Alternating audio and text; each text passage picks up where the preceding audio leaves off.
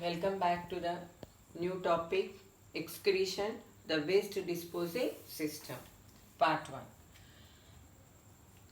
Children, in the factory, so many goods are going to be produced, and while manufacturing the goods, parallelly waste is also generated. The waste should be disposed out. Similarly, our body is a cellular factory. Each and every cell, waste is produced each and every cell. Each and every cell undergo metabolic activities. During metabolism, so many waste is produced. Some of these wastes are harmful. They should be eliminated from our body. Otherwise, they become toxic. Coming to the word metabolism, metabolism comprises of two parts, anabolism and catabolism. Anabolism means synthesis of products, we call it as anabolism. Inside our body, so many products are synthesized like amino acids and proteins. Similarly, catabolism means breaking down of materials. So many materials have been broken down. For example, glucose have been broken down, proteins have broken to amino acids. During the breakdown of this process, so many waste will be produced. This anabolism and catabolism, together we call it as metabolism. During metabolism, waste are generated. The waste may be water, nitrogenous waste, carbon dioxide, salts like calcium, magnesium, and keratinine. Like different varieties of waste are produced in cellular metabolism. And water may not be the waste, but we need water, but the excess amount of water must and should be eliminated in our body. If excess water is present, it hinders the osmosis and diffusion, and the substances cannot be transported from one cell to another cell. So water also should be eliminated from our body. Carbon dioxide must and should be eliminated from our body. And we already discussed how this gaseous waste is eliminated, which is formed during photosynthesis and respiration. During respiration, carbon dioxide is formed and it is eliminated. Plants produce oxygen as their byproducts, and this is also eliminated through stomata. Now we discuss these nitrogenous waste materials are produced. These nitrogenous waste materials are ammonia, urea, uric acid, keratinine, and some bile pigments like bilirubin, bilirubineridine, and urochrome are also produced when RBC are destroyed. During respiration, what type of waste is produced? Carbon dioxide. When proteins are broken down, urea, uric acid, and ammonia are produced during the breakdown of proteins. When RBC are broken down, destroyed, the old RBC are destroyed. During the destruction of old RBC, bile pigments like bilirubin and bilirubineridine and urochrome are produced. All these must and should be eliminated from body. Not only that, some drugs we take are altered in the liver, and the useful material which is present in the drugs are taken into our body, and harmful materials that are present in the drugs must and should be eliminated from body. Otherwise, they become a toxic and lead to the death of the person. All these waste materials are filtered from the blood in our excretory system. The major excretory organs in our body are nothing but pair of kidneys. And this excretory system consists of pair of kidneys and a tube that arises from the kidney. We call it as a pair of ureters, and urinary bladder, urethra. Our human excretory system is also called as renal system. Renal means kidney. The word excretion is derived from a Latin language. Ex means out, crenier means shift. That means shifting out of waste material is called excretion. It is derived from which language? Latin language. Ex means out, crenier means shift. Shifting out the waste material is called excretion. And our excretory system consists of pair of kidneys, a pair of tubes called ureters, and a sac-like structure called urinary bladder, and the opening of the urinary bladder where the urine is excreted is called urethra. Kidneys are located in our body. There are a pair of kidneys, and kidneys are bean shaped in structure, reddish brown in color. They are present in the abdominal cavity, attached to the dorsal body wall, one on either side of backbone, and one on either side of backbone. The right kidney is placed slightly lower than the left kidney. Right kidney is placed slightly lower than the left kidney to give space for the liver. That's why right kidney is placed little bit lower than the left kidney to give space for the liver due to the presence of liver. Now this kidney is outer part of the kidney. Outer part of the kidney is convex. The inner part of the kidney is called concave. Outer part of the kidney is convex. Inner part of the kidney is concave. And the inner when you observe the kidney, there is a fissure or a notch-like structure called hilus. What we call this notch-like structure? We call it as hilus. In the place of hilus, the renal artery enters into the kidney through hilus, and renal vein and urethra exit out of the kidney through hilus. When you see the internal structure of kidney, we can come across a small fissure or a notch-like structure called hilus. Through this hilus, two important blood vessels, one is renal artery, another one is renal vein.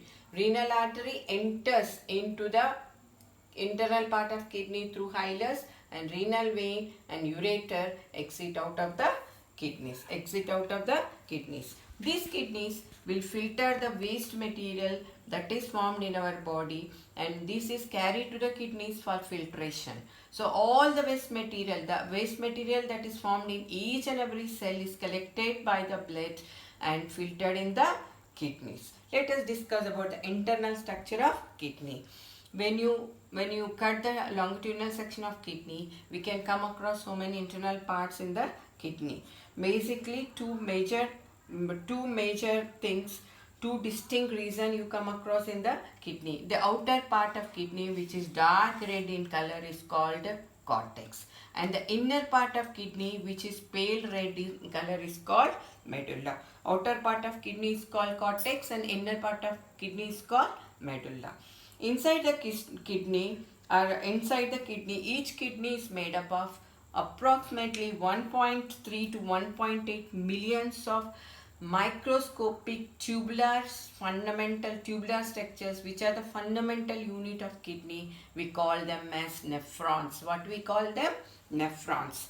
So there are nearly 1.3 to 1.8 millions of nephrons are present in each kidney. These nephrons are also called as uniferous tubules.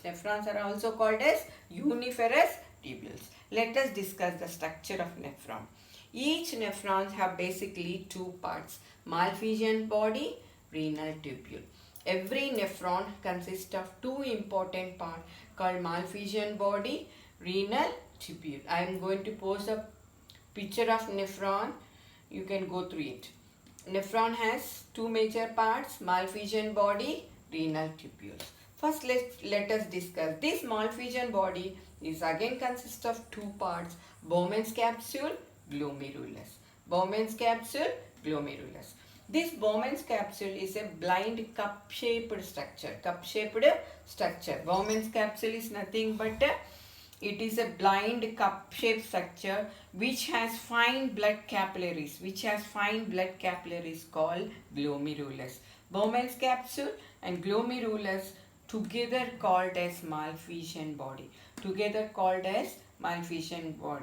This Bowman's capsule was named on behalf of the scientist who discovered this cup structure.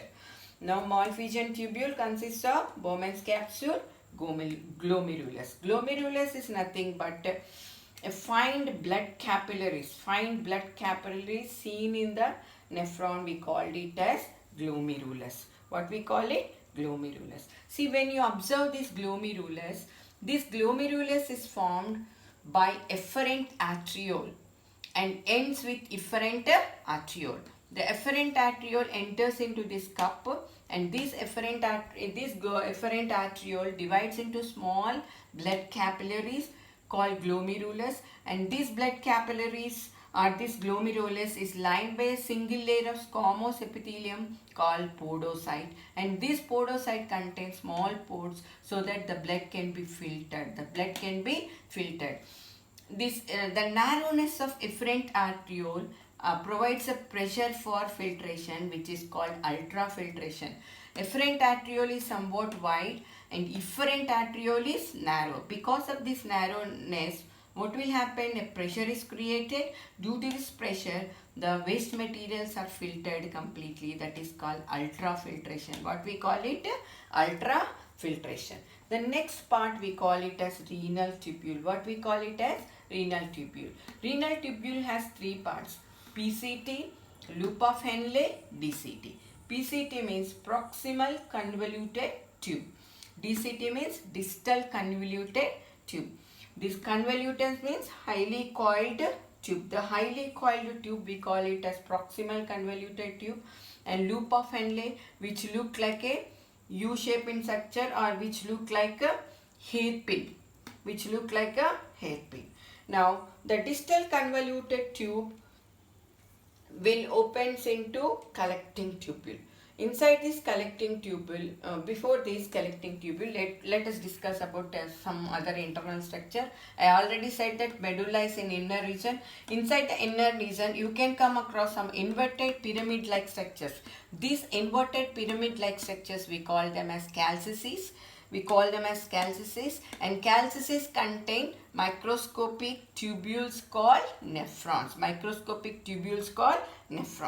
So now what will happen? The distal convoluted tube, that means the last part of the tube, will open into collecting tube, and these collecting tubes are consist of pyramids and calcices. Collecting tubes consist of pyramids and calcices, or collecting tubes forms pyramids and calcices, and now these collecting tubes will open into pelvis. Pelvis will continue as ureter. Ureter will open into urinary bladder. Urinary bladder will open into urethra.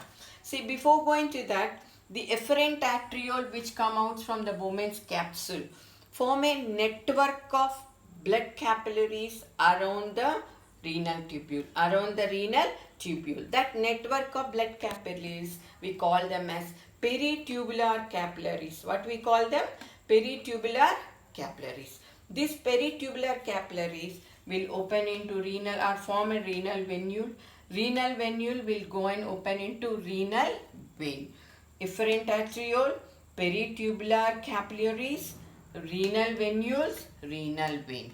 I already said that renal artery enters into the kidney loaded with waste. Renal artery consists of oxygenated blood but loaded with waste. Renal vein consists of deoxygenated blood. The renal artery carry oxygenated blood along with waste to the kidney, and the filtration takes place inside the kidneys, inside the glomerulus. Okay children, that's all for today. Tomorrow we are going to continue the same part, excretion, the waste disposing system, part 2.